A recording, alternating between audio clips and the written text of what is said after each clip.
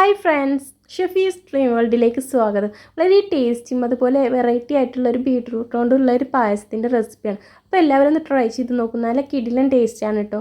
ഞാനിവിടെ ബീട്രൂട്ട് ചോപ്പ് ചെയ്തിട്ടാണ് ചേർത്തിട്ടുള്ളത്. നിങ്ങൾക്ക് വേണമെങ്കിൽ പുഴുങ്ങിയിട്ട് ഒന്ന് ജ്യൂസ് അടിച്ചിട്ട് ചേർക്കാവുന്നതാണ് കേട്ടോ. ഇനി നമുക്കിത് എങ്ങനെ തയ്യാറാക്കുന്നത് നോക്കിയാലോ. ഒരു 200 ഗ്രാം വറുത്ത സേമിയാണ് ഞാൻ എടുത്തിട്ടുള്ളത് കേട്ടോ. അതുപോലെ ഇതിലേക്ക് കുറച്ച് മിൽക്ക് മെയ്ഡ് ചേർത്ത് കൊടുക്കുന്നുണ്ട്.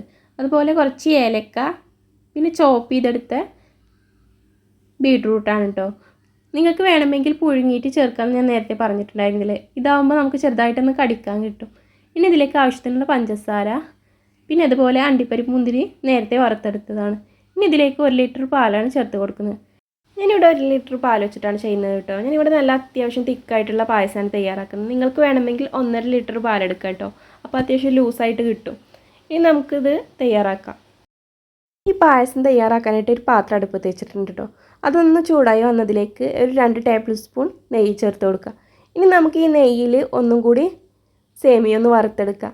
നമ്മൾ വറുത്ത സേമിയ ആണെങ്കിലും നെയ്യിൽ വറുക്കുന്ന ടേസ്റ്റ് ആ സേമിയക്ക് കിട്ടാറില്ല കേട്ടോ. അതുകൊണ്ട് ഞാൻ ഒന്നും കൂടി നെയ്യിലൊന്ന് വറുത്തെടുക്കുന്നുണ്ട്. ഇനി നമുക്കിതിലേക്ക് ചോപ്പ് ചെയ്തെടുത്ത ബീട്രൂട്ട് കൂടി ചേർത്ത് കൊടുക്കുക. എന്നിട്ട് നമുക്ക് ഒന്നും കൂടി ഒന്ന് വഴറ്റിയെടുക്കുക. ഇനി നമുക്കിതിലേക്ക് പാലൊഴിച്ച് കൊടുക്കാം. ഞാനിവിടെ 1 ലിറ്ററാണ് ഒഴിച്ച് കൊടുക്കുന്നത്. ഞാനിവിടെ തിക്കായിട്ടാണ് പായസം തയ്യാറാക്കിയിട്ടുള്ളത്. അപ്പോൾ നിങ്ങൾക്ക് ലൂസായിട്ടുള്ള പായസം വേണ്ടതെങ്കിൽ നിങ്ങളൊരു 1/2 ലിറ്റർ കൂടി പാലൊഴിച്ച് കൊടുത്തോട്ടോ.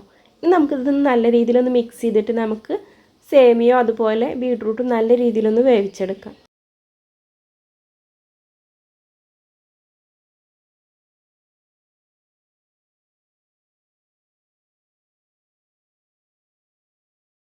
നമ്മളിതിലേക്ക് ബീട്രൂട്ട് ചോപ്പ് ചെയ്തിട്ട് കൊടുക്കുന്നത് കൊണ്ട് തന്നെ നമുക്ക് ചെറിയ രീതിയിലൊന്ന് കടിക്കാൻ കിട്ടും കേട്ടോ. അപ്പോൾ അത് ഇഷ്ടമില്ലാത്തവർക്ക് വേവിച്ചിട്ടോ അല്ലെങ്കിൽ പച്ചയ്ക്കോ ഒന്ന് ജ്യൂസ് അടിച്ചിട്ട് ചേർത്ത് കൊടുത്താലും മതി കേട്ടോ. ഇനി ഇതിലേക്ക് കുറച്ച് ഏലക്ക ചതച്ചത് കൂടി ചേർത്ത് കൊടുക്കുന്നുണ്ട്. ഇനി നമുക്കിതിലേക്ക് മധുരം ബാലൻസ് ചെയ്യാനായിട്ട് ഒരു 1/4 ടീസ്പൂൺ ഉപ്പ് ചേർത്ത് കൊടുക്കാം. ഇനി നമ്മൾ ചേർത്ത ബീട്രൂട്ടും അതുപോലെ സേമിയ ഒരുപോലെ ഒന്ന് വെന്ത് വരട്ടെ. എന്നിട്ട് നമുക്കിതിലേക്ക് മധുരം ചേർത്ത് കൊടുക്കാം.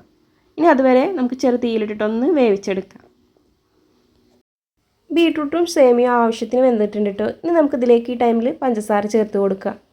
ഇനി നമുക്ക് പഞ്ചസാര ചേർത്തതിന് ശേഷം ഒരു 10 മിനിറ്റും കൂടി കുക്ക് ചെയ്തെടുക്കാം. ഞാൻ ഈ ടൈമിൽ 1 കപ്പ് പഞ്ചസാരയാണ് ചേർത്തിട്ടുള്ളത് കേട്ടോ. ഇനി നമുക്കിതിലേക്ക് മിൽക്ക് മെയ്ഡ് ചേർത്തതിന് ശേഷം മധുരം കുറവുണ്ടെങ്കിൽ കുറച്ചുകൂടി ചേർത്ത് കൊടുക്കാം നമ്മളെ മധുരത്തിനനുസരിച്ച്.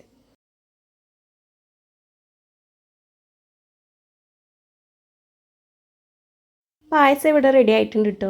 ഇനി നമുക്കിതിലേക്ക് മിൽക്ക് മെയ്ഡ് കൂടി ഒഴിച്ചിട്ട് നമുക്ക് തീ ഓഫ് ചെയ്യാവുന്നതാണ്. ഇനി നമുക്കിതിലേക്ക് വറുത്തെടുത്ത അണ്ടിപ്പരിപ്പ് മുന്തിരി ചേർത്ത് കൊടുക്കാം കേട്ടോ.